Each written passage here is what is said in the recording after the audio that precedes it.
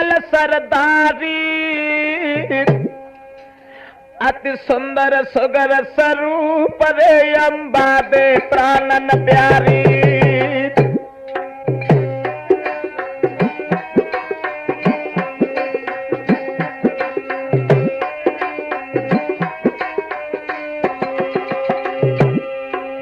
अरे अम्बा दे नारी सुन सरदारी अम्बा दे नारी,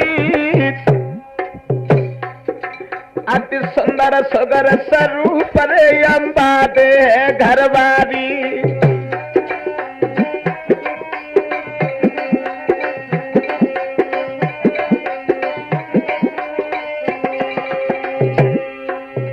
प्रजापुत्र समान कर तुहे दान द्वजन को भारी, जाके ना है कोई संतान सोच दिल भारी, जाके ना जन्मी संतान सोच दिल भारी। लेकिन बारी भगवान ए विपत्ति भावई सब पे पर गई, एक दिन सब सताए तो आई, और विपता पर गई रामचंद्र पे, लक्ष्मण गिरे पे मूर्छा खाई।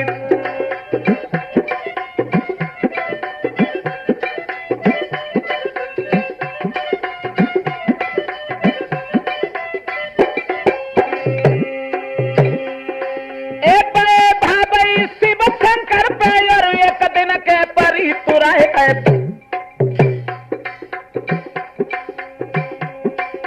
भस्मासुर जब पीछे पर गौ बेहर बन गए नर से नारी।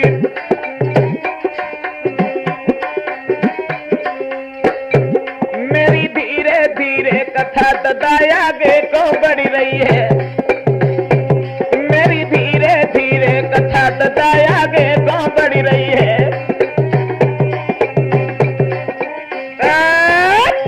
भगवत श्रोताओं, पंजाब मुल्क में सियालकोट नाम की छोटी सी राजधानी थी, जहां के राजा शंखपति और अंबादे उनकी रानी थी। राजा शंखपति, उनकी पत्नी का नाम था अंबादे, प्रजा को पुत्र की तरह से वात्सल्य देने वाले राजा। लेकिन रानी अंबादे के गर्भ से किसी बालक ने, किसी संतान ने जन्म नहीं लिया। भगवत श्रोताओं, एक दिन महारानी अंबादे आंगन में बैठ करके सिसकने लगी, सोचने लगी, भगवान पता नहीं मैंने कौन सा पाप किया था जिस पाप से मेरे गर्भ से किसी बालक ने जन्म नहीं लिया। और आंगन में बैठ करके रोने लगी। क्या बोली?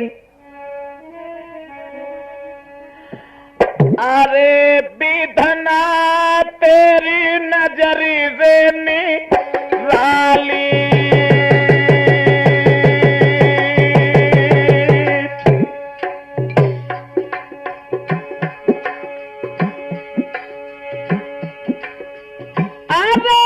विधना तेरी नजर निराली,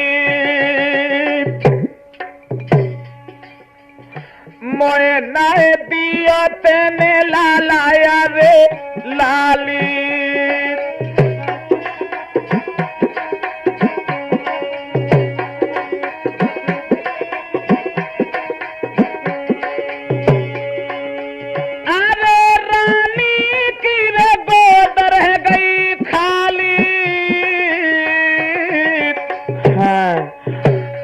तने प्रास्ती कहाँ करे डाली,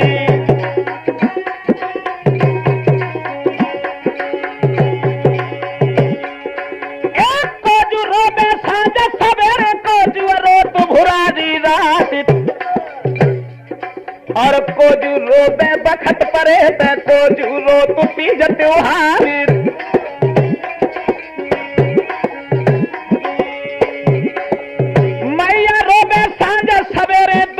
रोटी भुरारी रात, बखत परे पे भैया रोबे बहना रोती तीज त्योहार। अब तो हिलकी लेके जननी अजुआगल में बिलखती है, अब तो हिलकी भर के मैया अजुआगल में सिसकती है। आंगन में बैठ करके जिस समय रानी अंबादे विचार करने लगी, भगवान पता नहीं मैंने कौन सा पाप किया था जिस पाप से मेरे गर्भ से किसी बालक ने जन्म नहीं लिया। भगवत श्रोताओं, रानी अंबादे को जिस समय रोते हुए देखा तो एक पड़ोसन भाग करके आ गई और पड़ोसन समझाने लगी, सखी आज क्या कारण है, आज तुम्हारे चेहरे पर उदासी क्यों है। आंखों में आंसू लेकर के रानी अंबादे कहने लगी, हे सखी क्या बताऊं, मुझे किसी बात की कोई परेशानी नहीं, लेकिन एक दुख मुझे खाए जा रहा है। कौन सा दुख है? तो अंबादे कहने लगी, सुनो बहना,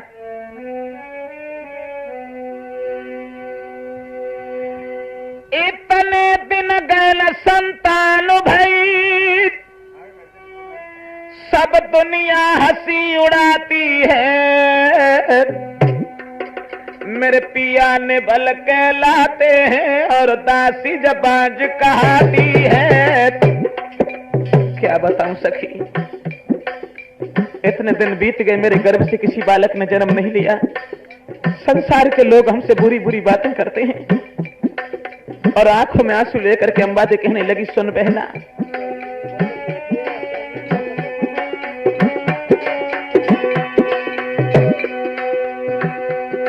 इतने दिन गए न संतान भई, सब दुनिया हंसी उड़ाती है,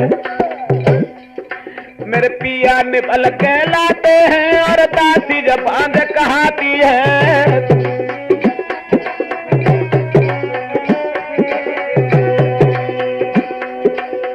मगर मैं तो यही कहता हूं, बारी भगवान, तूने संसार के लोगों को एक जैसा नहीं बनाया। एक काऊ के द्वारे हाथी घोड़ा, काऊ तो एक बकरिया नहीं कहते, काऊ के नोट भरे खत्ते न में, काऊ ते कानी कोड़िया नहीं।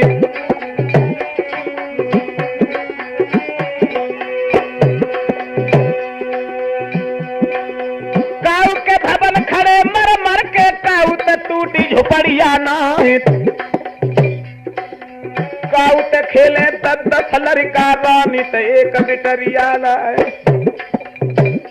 अब तो रोए रोए प्यारी कहे कि बिना दुनिया लुटी है, अब तो रोए रोए दुखिया कहे कि सजनी दुनिया लुटी है।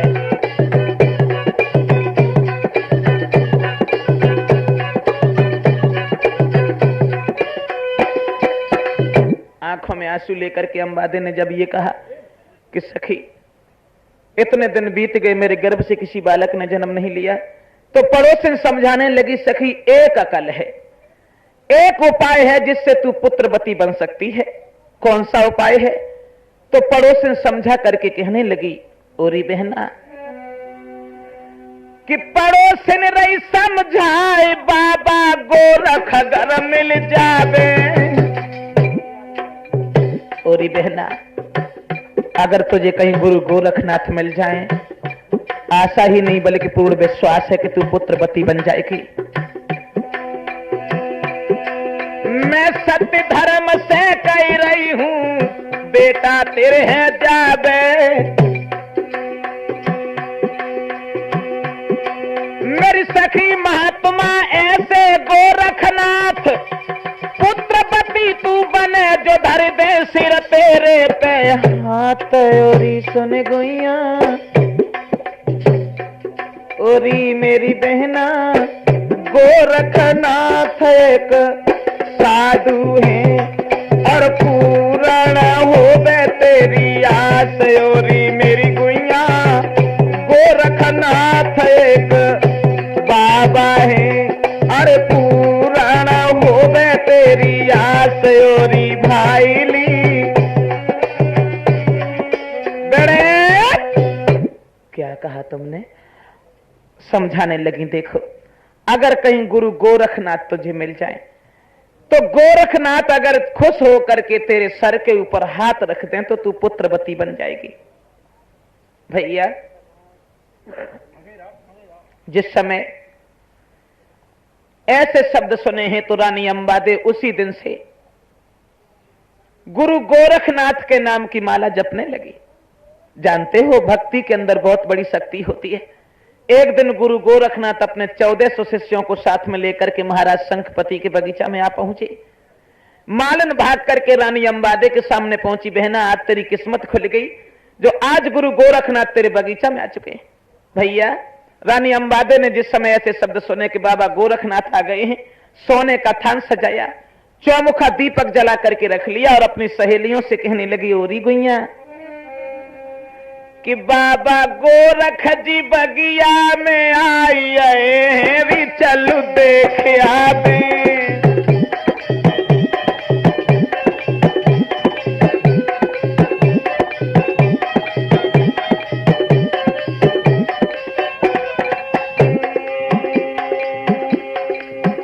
चलो सखी गोरखनाथ को देखने चले। चंपा बहन को संग में लगाया, रेखा को ततरई से बुलाया, चलो दिल की लगन बुझाया बे गुइया देखिया बे बाबा गोरख बगिया में।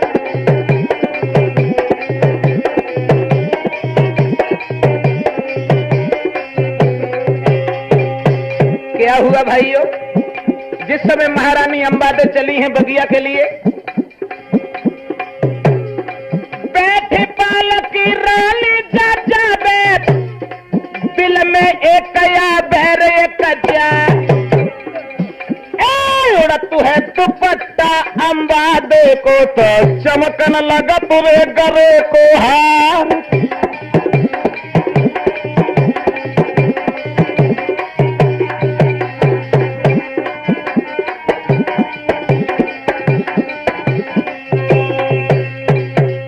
जाकर के जिस वक्त महाराज गोरखनाथ के सामने पहुंची, गोरखनाथ पद्मासन लगाए हुए भगवान के ध्यान में मग्न थे।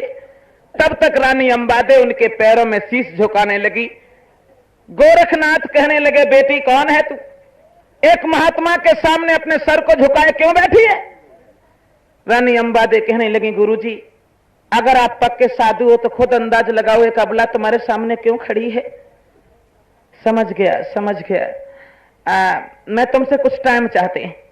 जैसे ही बाबा गोरखनाथ ने आंखें बंद की हैं और ध्यान धर के देखा है, 2 मिनट बाद जब आंखें खुली तो आंखें सुर्ख लाल है और जवाब दिया, चली जाए यहां से।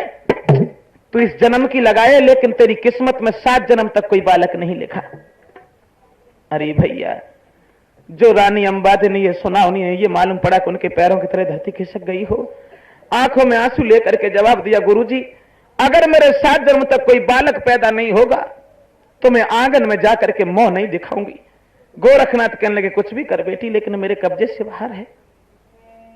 आंखों में आंसू लेकर के अंबादे कहने लगे, गुरुजी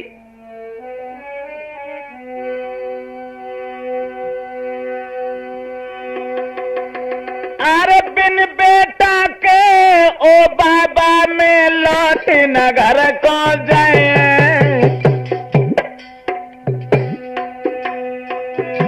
पेट फाड़ के बगिया में अब ही हम मर जाए।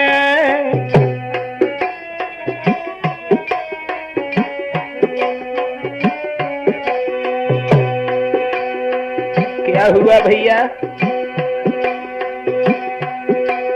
महाराज हाथ में लई कटारी है, गोरखनाथ की धूनी पे रोबत महतारी है। ओरे मुरली बाले श्याम मुसीबत का उन नहीं जानी, ओ बंसी के बजैया श्याम भावई का उन नहीं जानी।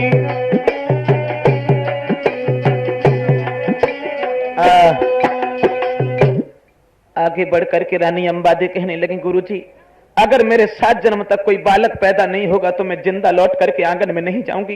गोरखनाथ कहने लगे, भाई मेरे कब्जे से बाहर है, मैं कुछ नहीं कर सकता। भगवत श्रोताओं, आगे बढ़कर के महारानी अंबादे ने जिस समय हाथ में कटारी लेकर के अपनी आत्महत्या करनी चाहिए, तब तक गोरखनाथ का एक शिष्य था जिसका नाम था यसूतनाथ, और सामने जाकर के भुजा को पकड़ लिया। ठहर जा गुरुजी, एक अबला तुम्हारे सामने अपने प्राणों की आहुति देने के लिए जा रही है, इसके पाप को भारी कौन बनेगा? गोरखनाथ कहने लगे, यसूतनाथ पहली बात तो यह है, गुरु के सामने शिष्य को इतनी तेजी से बोलने का अधिकार नहीं है, समझे? जानता हूं, लेकिन क्या करूं, एक मरती हुई अबला को मैं देख नहीं सकता। गोरखनाथ कहने लगे अगर तू देख नहीं सकता तो इसकी गोद भर दे। यसूतनाथ कहने लगा गुरुजी अगर तुम्हारी आज्ञा हो तो इसके संतान पैदा तो मैं कर सकता हूं। गोरखनाथ कहने लगे वाह भाई वाह। अब समझा कि गुरु तो गुड़ ही रह गए लेकिन चेला चीनी होना चाहते हैं। जब मेरी कोई पेश नहीं जाती तो इसके संतान पैदा तू कैसे कर देगा। यसूतनाथ कहने लगा गुरुजी मैं अपने प्राणों को छोड़ दूंगा और रानी अंबादे का बेटा बनकर के जन्म ले लूंगा। गोरखनाथ कहने लगे अगर यही बात है तो जाओ मेरे लाल, तुम्हारे जैसे शिष्य पर हमें बहुत बड़ा नाज है, इसके होठों पर मुस्कुराहट लाओ। मेरे नौजवान साथियों, आगे बढ़कर के यसूतनाथ ने वहीं अपने प्राणों को छोड़ दिया। उस आत्मा ने महारानी अंबादे को उदर में निवास कर लिया।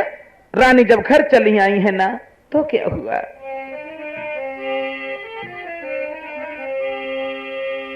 ए 9 महीना गए बीत रे के सुन लो सब सरदारी।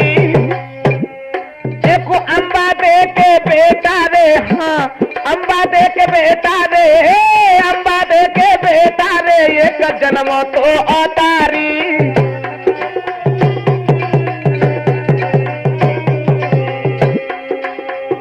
महारानी अंबादे के गर्भ से एक बहुत सुंदर बच्चे ने जन्म लिया। महाराज भूपने पंडित ले बुलवाए, पूरनमल रख दो नाम कुमार को दीने दान सिहाई। ओरी मेरी गुइया, हाँ मेरी बहना, चलिए तो मंगल हम तुम गाया में। अंबादे के भाया है हीरा लाल। ओरी मेरी बहना, चलिए तो मंगल हम तुम गाया में। अंबादे के भाया है ये लाल। ओरी मेरी गुइया। रानी अंबादे के गर्भ से एक बहुत सुंदर बालक ने जन्म लिया।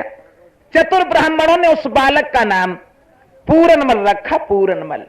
मेरे नौजवानों, धीरे धीरे भक्त पूरन कुछ सियाना हुआ, कुछ बड़ा हुआ, लेकिन जानते हो संत बीज पलटे नहीं, चाहे युग जाए अनंत।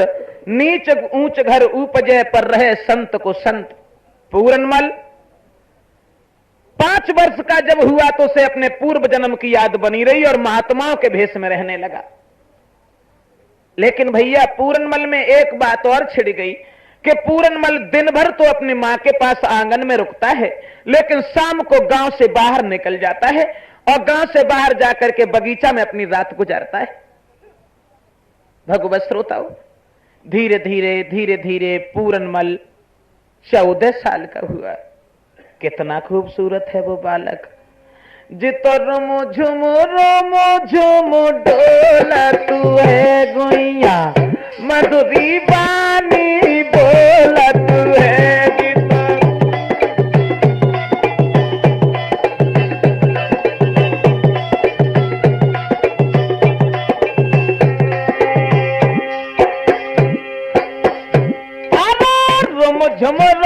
रोमो डोला तू है और मधुरी बानी बोला तू है। जेता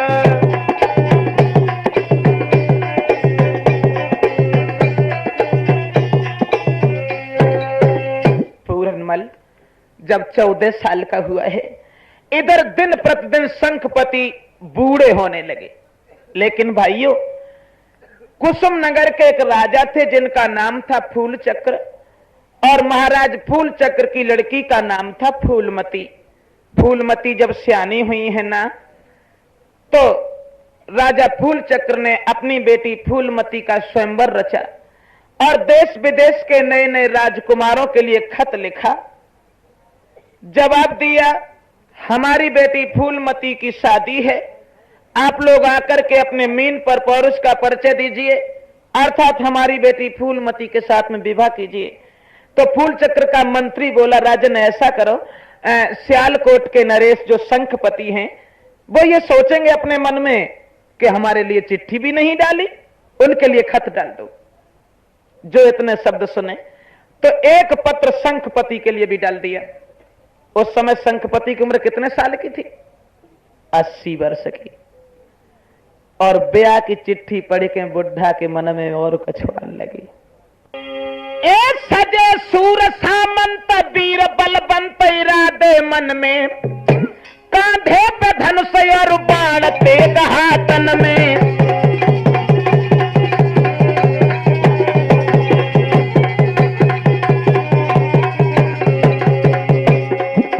फौजें सजाने लगा, कैसे कैसे औलिया पट्टा सजेबा में।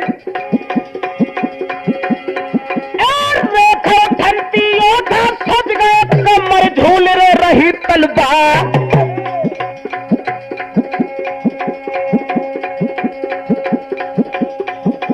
ले ले तेग जवान भय ठाड़े, साजन लगे अरे खाजवान।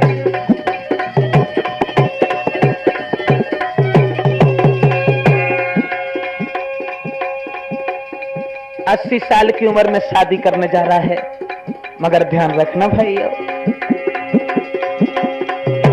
ब्याह बुढ़ापे खूंद दिए चौपाल, कट गई अकल के शंखपति की, कर दे ब्याह बुढ़ापे में जा।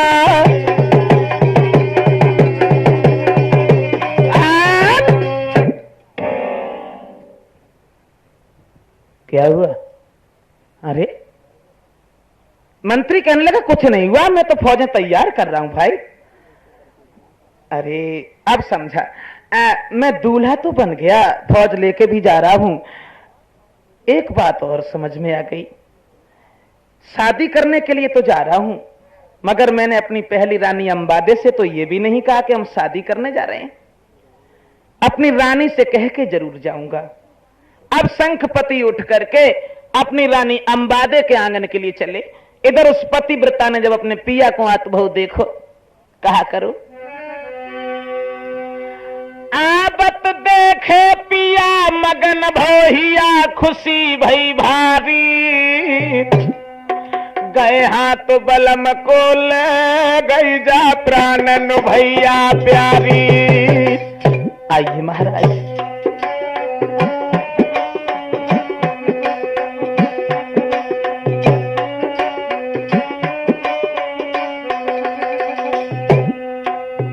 सुंदर आसन डारी लेत बैठारी बलम हितकारी,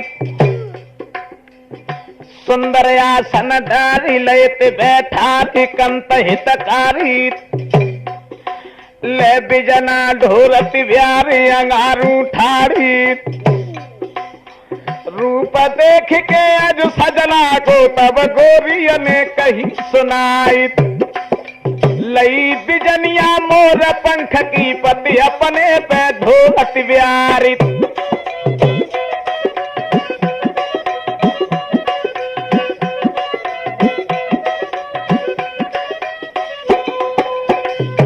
राजा को बड़ी आराम से बैठा ले रानी ने, और बाकी बाद में पूछने लगी, महाराज उसे तो मगे बूढ़े जरूर हो, लेकिन आज बड़े नीके लगे रहे, कहां जाए रहे? सर पर मोहर जैसा बांधे हो, लेकिन समझ में नहीं आता तुम कहां जा रहे हो। शंखपति कहने लगे, तुम्हें नहीं पता मैं कहां जा रहा हूं? कुसुम नगर के राजा जो फूल चक्र है ना, उनकी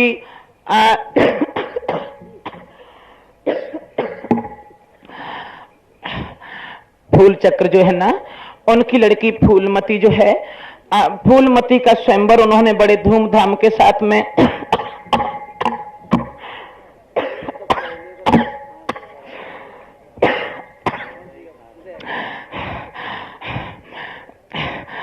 फूल चक्र जो है ना, उनकी बेटी फूलमती और फूलमती का स्वयंवर रचाया है। इसलिए हम लोग बड़े धूमधाम के साथ में स्वयंवर को देखने के लिए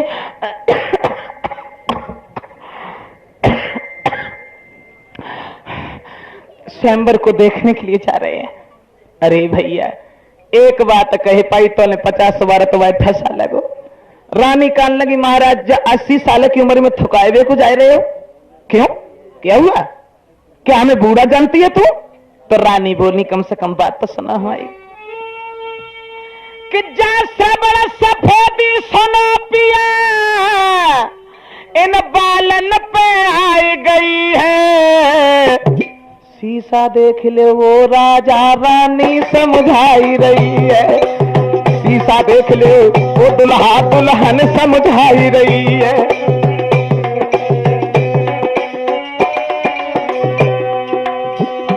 शादी करे वे को जा रहे हो, शीशा में जाए कि जो मोह तो देखो कैसे बंदर जैसो लाइन डोल रहे हो। 38 साल की उम्र में काहे को थुकाए दे के नहीं फिर रहे हो। प्रबल सफेदी सोना पिया बालन पे आई गई है। शीशा देख ले दुल्हा दुल्हन समझाई रही है। शीशा देख ले राजा, काहे को थुकाए दे के डोल रहे हो। राजा के लगा क्या कहा, हमें बूढ़ा बता रही है। वाह भाई वाह, अभी तो हम नए लड़कों के कान काटेंगे, लेकिन समझ गया तू हमसे क्यों मना कर रही। देखो राजन, तुम नहीं जानते शादी तुम तब करते या मैं कुरूप होती या बांझ होती, इनमें से एक भी। तुम्हारा लड़का पूर्णमल वो शादी के योग्य हो चुका है, तुम अपने बच्चे की शादी करो कि तुम शादी करने जा रहे हो। इसलिए राजन मेरी बात सुनो कि कहीं मानो स्वयंवर में जइयो मती, कहीं मानो।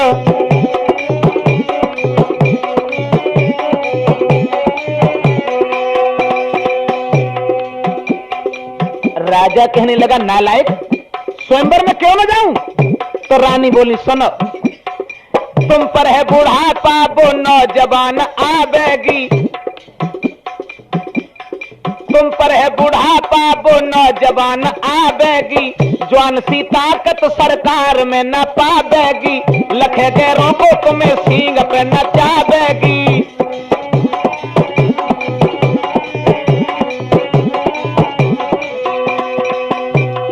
बुढ़ापे में फदियत कर रही हो मती, कहीं मानो पिया मानो राजा मानो, स्वयंवर में जइयो मती, कहीं मानो। अरे गई जवानी कया बनाई है, बुढ़ा रोज चाय मलीदा खा, तसे चुप का बैठा के रंग रे भवन में, काहे को रहे हो तुम ना करे कटाए।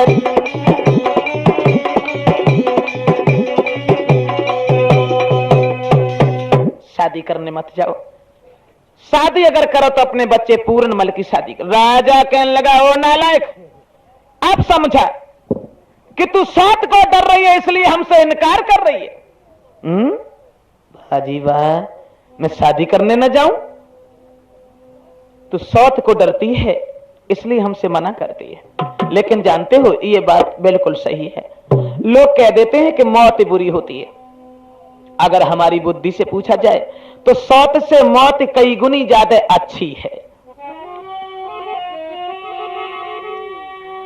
कि है मौत बुरी लेकिन अच्छी, ये कहीं बार तो आती है, ये कहीं बार तो आती है।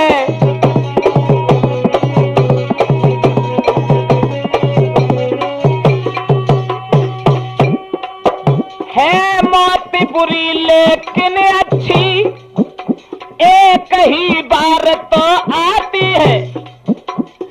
सौत मौत से बहुत बुरी छाती दिन राती जलाती है, छाती दिन राती।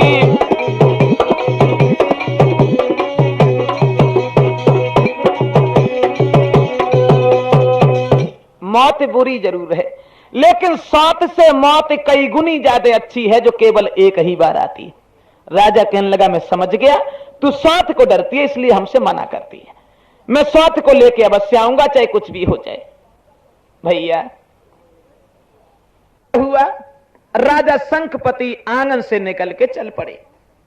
वहां पहुंचे कुसुम नगर के मैदान में, जहां देश विदेश के नए नए राजकुमार मौजूद थे। और जो नए नए राजकुमार ने 80 साल के बुढ़ा को आतु बहु देखो, आपस में बातचीत करने लगे। भैया बुढ़ापे में सठे आएगा वो, तासों आएगा वो। दूसरा बोलो सो थोरू फूलमती को देख के लुबे आएगा वो, तासों आएगा वो। तीसरा बोलो ऐसी बात ना न्यूत होगा वो, तो तासों आएगा वो। नाना प्रकार की बातें करने लगे। उन्हें किसी से कोई मतलब नहीं, जाके कुर्सी पर बैठ गए। तब तक फूल चक्र का मंत्री निकला और सबको संकेत करता हुआ कहने लगा, ए देश विदेश के राजकुमारों और मां के दूध को पीने वाले जवानों, एक एक करके उठते हैं आप और मीन पर आकर के अपने पौरुष का परिचय दीजिए, अर्थात हमारी बेटी फूलमती के साथ में विवाह कीजिए। जो इतने शब्द सुने तो सब राजकुमार उठ उठ के भागने लगे। एक कहने लगा, नहीं नहीं नहीं, ऐसे नहीं, इन सब में तो जो सबसे बूढ़ो राजा हो बाय पहले उठाओ, क्योंकि जगह भैया हम तो नंबर भी नहीं आए पाओ, हम क्या करें। फूलमती हाथ में जयमाला लिए खड़ी है, सबसे बूढ़े राजा शंखपति बैठे हैं, तो इस मंत्री ने भुजा पकड़ के उठाए, ले चलो राजन, मीन पर चल करके अपने पौरुष का परिचय दीजिए। उठ के ठाड़ो है गो बन कटाने तो जाओ ना, कहीं भैया हो तो बुढ़ापे में स्वयंवर देखने के लिए आए, तुम लोग स्वयंवर करो। खड़ा हो गया, हाथ में धनुष बाण लेकर के जहां मछली टंगी हुई थी वहां जाकर के यूं तान के खड़ा हो गया। 1 2 1 3 की जैसे आवाज हुई, मीन की आंख में तीर लग गया। फूलमती ने जयमाला डाल दी, लगी वो धूर में लट्ठो, और जैसी फूलमती ने जयमाला डाली, जैसी वह में आंख में तीर लगो, सो फूलमती की सखियां कोई नैन लगी, ले खोली गई लाटरी, मिलेगो तो गंगा पार को गोधन हो जाए, लपसी करी करी खवैयो सारी जिंदगी जाके मुंह में एक उदा तो ना आए। फूलमती कहने लगी, बहन किस्मत पर कोई जोर नहीं होता, मेरी किस्मत में बूढ़ा लिखा था इसलिए मुझे वही मिला। सब राजकुमार आपस से रह गए, एक कान लगो भैया, जब बुड्ढा की किस्मत में ही पता ना का लिखी जन सबके मुंह पे थप्पड़ों से मार दे, दूसरों कान लगो तो स्वयंवर में ही तो जीत गया, युद्ध में तो नहीं जीत जाएगा। इस बुड्ढे के ऊपर हमला बोल दो, छीन लो फूलमती को। तीसरा कहने लगा, नहीं इसे ले जाने दो, ये समाज के मुताबिक नहीं है। सातों भामरें पड़ी, आप दुल्हन पालकी में बैठ के ससुराले को चले। ऐसी ससुराले में पहुंची, फूलमती को डोला जाए कि जैसे ही पहुंचो अंबादे के दरवाजे पे, अंबादे ने जब ये सुना कि हमारे पिया माने नहीं और वो शादी करके लाए, तुरंत ही अपनी बांदी को बुलाया, बहना जाओ तुम तो हमारी सौत को बड़ी इज्जत के साथ हमारे आंगन में ले आओ, क्योंकि हमारे पिया माने ना। और बोली, ओ बंदिया, अरे बंदिया जाइए द्वारे तक जाइए, बल्कि मत देर लगाइए, लइए ली बाय तू मेरी शादी को।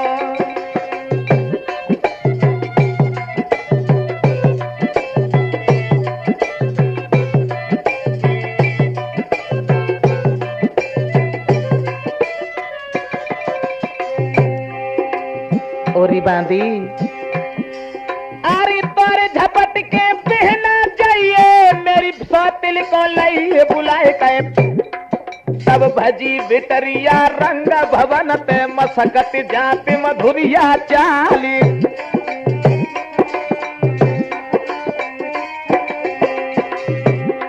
जग चटक चुनरिया लटकत जावे, धुतिया दबती पाए सो जाए कहे, जा गई बंदिया बा गई बंदिया, बंदिया लगी बराबर जाए। बांधी धीरे धीरे कहा तुम्हें ठकुरानी तेरती है, बांधी धीरे धीरे कहे तुम्हें महारानी तेरती है।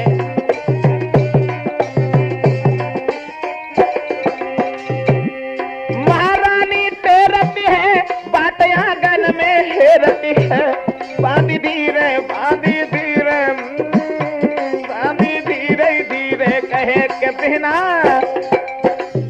जाकर के जैसे ही बांदी ने जवाब दिया, बहन फूलमती पालकी से कदम नीचे रखो, क्योंकि तुम्हारी बड़ी बहन घर में इंतजार कर रही है।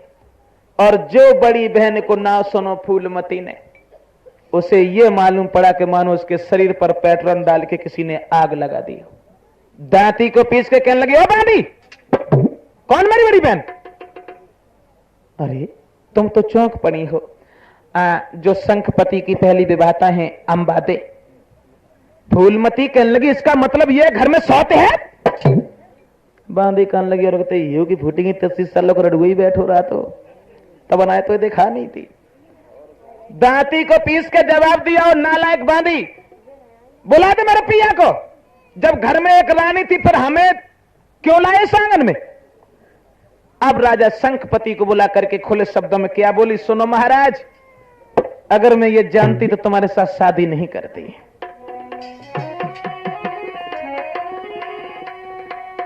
जब एक तुम्हारे रानी थी तो हमें व्यर्थ ले आए हो, तो हमें व्यर्थ ले।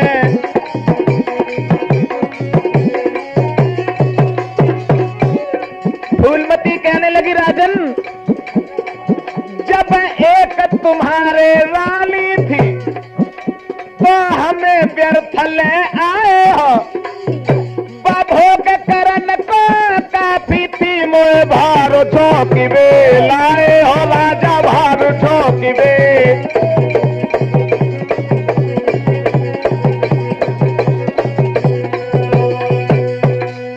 जब तुम्हारे घर में एक रानी थी फिर तुमने हमारी जिंदगी को क्यों बर्बाद कर डाला?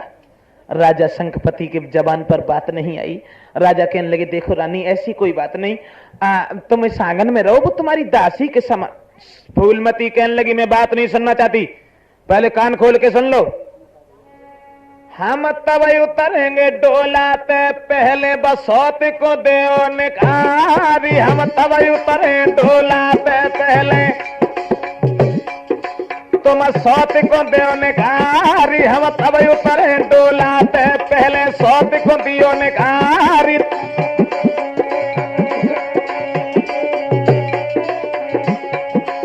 सौती चून की पूरी जहर की छुरी, मान जा सैया, मान जा सैया। फूलमती बोली, सौती चून की पूरी जहर की छुरी, मान जा सैया, मान जा सैया। कर जोर की विनती करें परे तेरे पैया, हम तब उतरे डोलाते पहले बसौत को देओ निखारी, हम तब उतरे डोलाते पहले।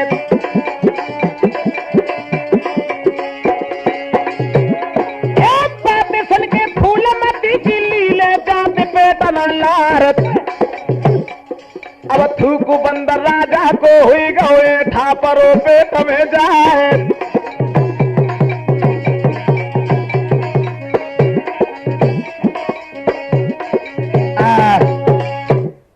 जवाब दिया है फूलमती ने कि राजन, ऐसे आंगन में नहीं रहूंगी जिस आंगन में मेरी सौत निवास करे, समझे? राजा कहने लगे, भैया मंत्री, अब तुम ही कोई अकल बताओ। मंत्री कहने लगे, हम कहा बताएं तुम्हें, बुढ़ापे में भोपा की सूजी सुकल ले गोनो। कितनी बार समझाया तुम्हें रानी अंबाद ने, लेकिन तुमने कुछ नहीं सुना। नहीं भाई, कम से कम कुछ तो सोचो। मंत्री कहने लगा, कोई बात नहीं, अगर ये सौत के आंगन में नहीं रहना चाहती है, पारसान जो महल बनवाए उनको तो उद्घाटन होना है होगा, और इसे दूसरे महल में छोड़ दिया जाए। भगवत श्रोताओं, रानी फूलमती को अंबादे से अलग दूसरे महल में छोड़ दिया गया। मगर भाइयों, समझदार के लिए संकेत ही काफी होता है। राजा की उम्र 80 वर्ष की थी, फूलमती की उम्र केवल 22 साल की थी। जानते हो, जब भैंसा बदिया को हर हो जातो तब हरैया पे कूड़ कबू से दो ना जाते। अब क्या हुआ, शंखपति शादी तो करके ले आए, लेकिन शादी करने के बाद कभी फूलमती से यह भी नहीं पूछ पाया कि तुम भूखी रहती या प्यासी रहती हो।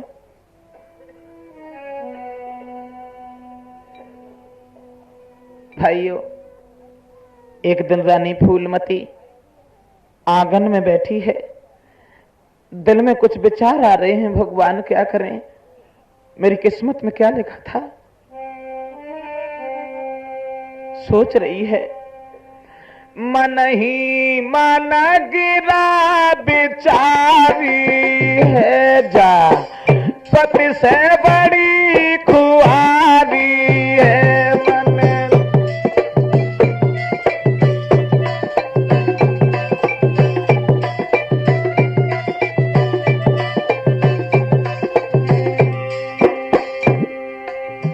आंगन में बैठी है फूलमती, दिल में कुछ बड़े विचार आ रहे हैं, क्या करें भगवान। ही मन गिरा बिचारी है, जा पति से बड़ी खुआरी है, पति ले तो न खबर हमारी है, पति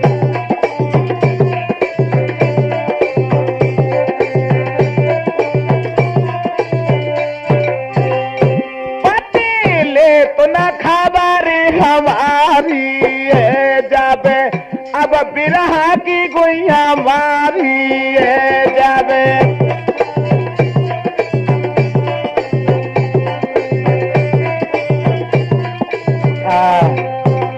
आंगन में बैठी है फूलमती, दिल में बड़े विचार आ रहे हैं, भगवान क्या करें, मेरी किस्मत में क्या लिखा था। अंबादे ने इधर पूरनमल को अपने पास बुलाया, बेटा पूरन, हाँ एक बात आज कान खोल के सुन लो तुम, क्या तुम कभी कभी अपनी मौसी के घर जाया करते हो? पूरन कहने लगा, नहीं माँ, मैं मौसी के आंगन से भी नहीं निकलता, मौसी के दरवाजे से भी कहीं होकर के नहीं जाता। जब कभी मौसी मेरी तरफ देखती हैं तो पता नहीं वो कौन सी दृष्टि से देखा करती हैं। अंबादे कहने लगी, हाँ पूरन, जिस दिन तुम मौसी के आंगन में पहुंच गए वो दिन तुम्हारी जिंदगी का आखिरी दिन होगा, समझे? लेकिन एक बात का ध्यान रखना पूरन, कि सारे दिन पूरनमल अपनी माँ के पास रहता है,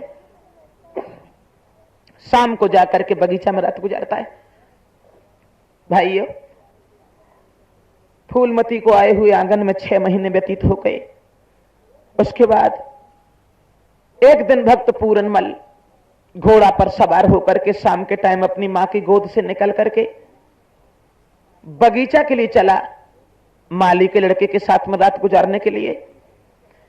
जब पूरनमल बगिया के लिए चला है ना, कितना सुंदर था वो बालक, मगर क्या हुआ, आज पूरनमल बगिया को जाबे हुई के घोड़ा पे असबार,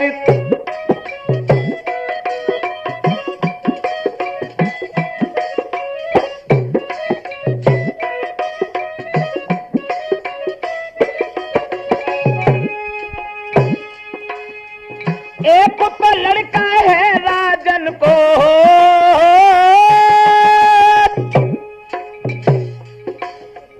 एक तो लड़का है राजन को, दूजे रूप तय करतार, जो न गली से निकलत जाबे कोंदा लपक लपक रह जाए।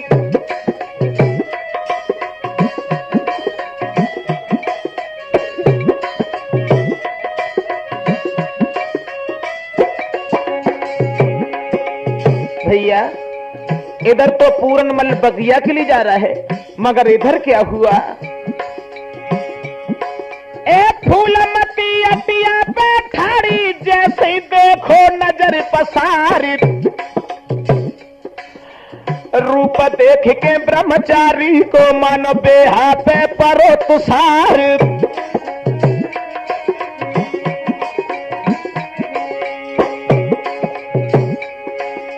रूप देख के आज बेटा को मन ही मन में करे विचार,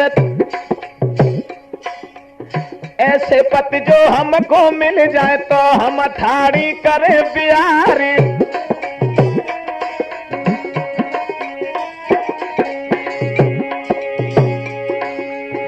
ऐसे पति जो हमको मिल जाए तो हम थाड़ी करे बिहारी, बुरो होए मैया बाबुल को बूढ़े से दैती भमरिया दारी,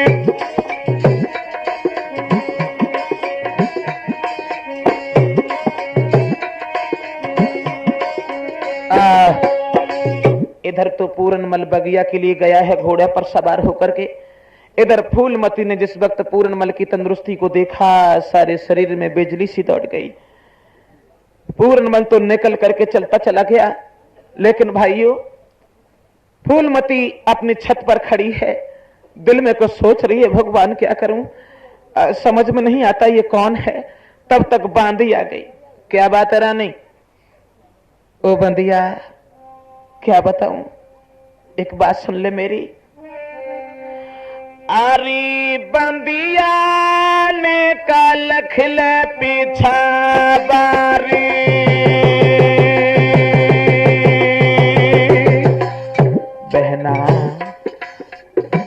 पीछे देखो पीछे। क्यों? पीछे क्या है?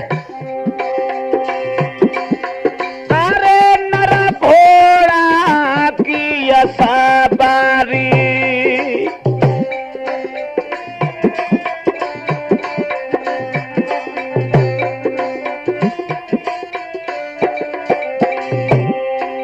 ओ बंदिया, अरे मैंने जब से सकल भी निहारी रे, निहारी रे, हाय निहारी, और मेरे बिरहा की लगी रे काटारी।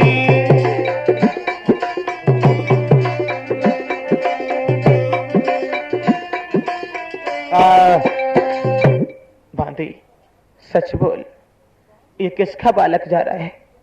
कौन है ये? बांधी कहने लगी, तुम्हें नहीं पता? ये तुम्हारा बालक है। दांती को पीस के फूलमती कहने लगी, बांधी मैं पूछ रही हूं कौन है ये? ये तुम्हारी सौत का बालक है।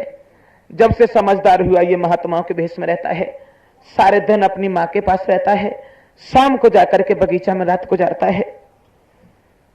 सच कहा बांधी तुमने, अगर एक छोटा सा काम मेरा कर दे, तेरे एहसान को कभी जिंदगी भर भूल नहीं सकती। कौन सा काम? तो रानी बोली, ओ बंदिया कि चली जा। कहां? चली जा बांधी बगियालों कि हम जाने या तू जाने।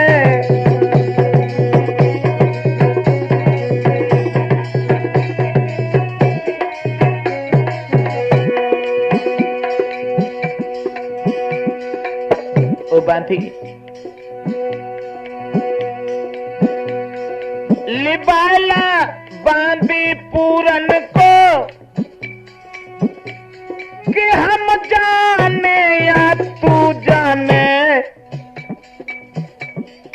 खबर ना होए मेरे साजन को कि हम जाने या तू जाने।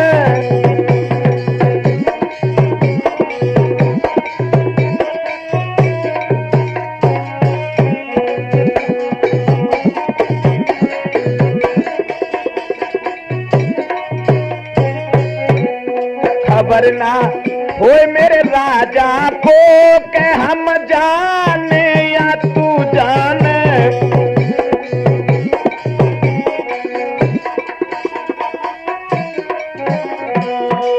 जाओ बांधी, अगर किसी तरीके से केवल एक बार पूरन मल को मेरे आंगन तक लेकर के आओ तो मैं तुम्हारे एहसान को कभी जिंदगी में भूल नहीं। दांती को पीस के बांधी कर लगा पीछे। अनालायक, शर्म नहीं आती तुझे? क्या कह रही है? जवाब दिया। रानी कहने लगी, ओ बहन कम से कम मेरी तरफ ध्यान दे। अगर तुम किसी तरीके से पूर्णमल को लेकर के सिर्फ एक बार इस आंगन में चली आ तो मैं तुझे इतना इनाम दूंगी कि तू जीवन भर बैठ के खाएगी। और फूलमती कहने लगी, ओ बंदिया मेरी बात सुन। अरे दो कर जोरे हाथ सुनो मेरी बात यारी मेरी बहना। जग बिजली से चमकत दात बंदिया चैन अभी परेला।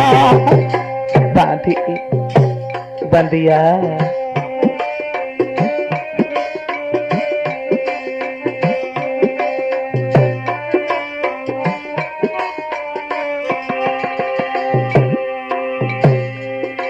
मैंने जब से देखी सकल बिगड़ गई अकल के धीर धरना।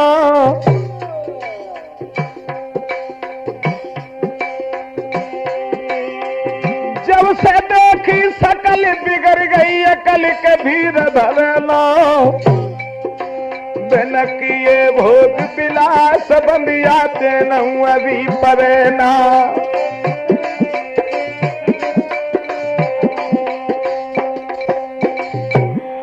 मेरी बहनी पागलो जाइए रीन का बेटे बुलाई के लाइए री मेरी।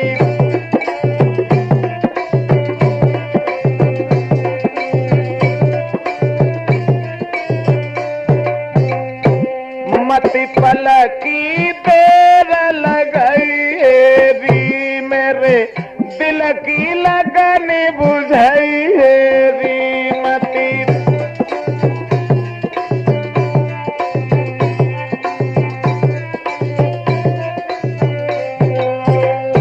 जा बांदी, छल से बल से धोखा दे करके सिर्फ एक बार पूरनमल को लेकर के मेरी आंखों के सामने आ। बांदी कहने लगी चाहे कितनी भी खाओ लेकिन मैं नहीं जा सकती।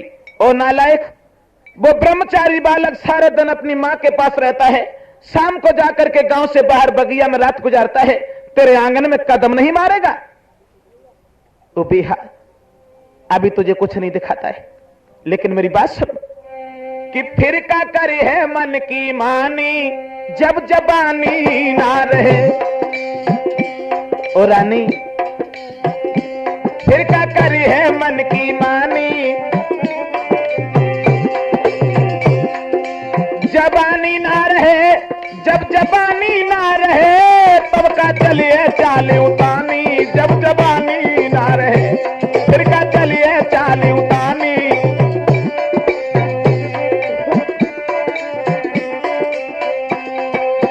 इसलिए मेरी बात समझ और आंगन में चुपचाप बैठ। बांदी की बात सुन के फूलमती बोली, ओरी बहना, ओ बांदी तू आज हमें किस चक्कर में पटक रही है? पूरनमल की शकल मेरे हृदय में खटक रही है, ब्रह्मचारी की शकल मेरे हृदय में खटक रही है।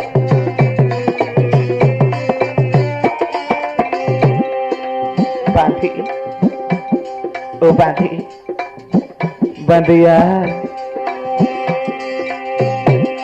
ओ बांधी, ओ बांधी तू क्या आज हमें किस चक्कर में पटक रही है?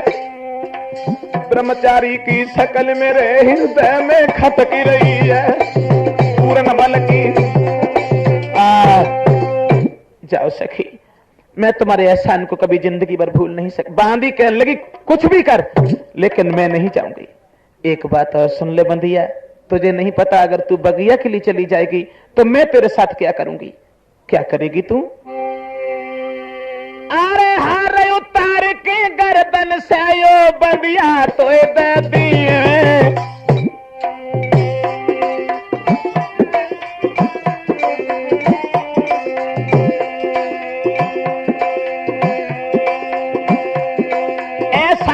तेरे को बहना के मैं तो जन्म भर मनी है।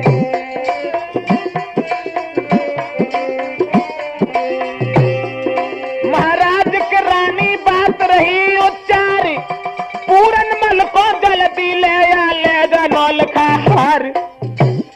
ठगनी तो पे बिजली पर लला पे पागल हुई है, बेहाथों को डसियो नागपूत पे पागल हुई गई है।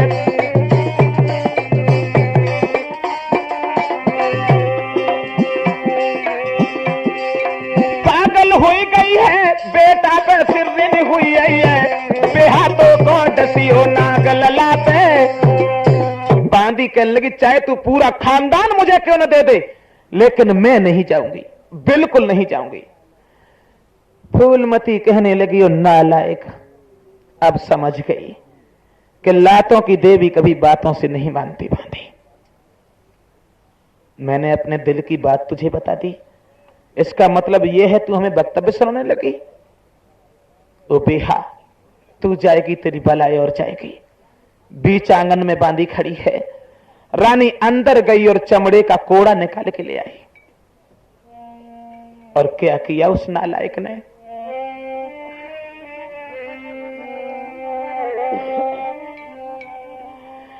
कोड़ा लेके हाथ, अरे बंदिया पे परी तुराई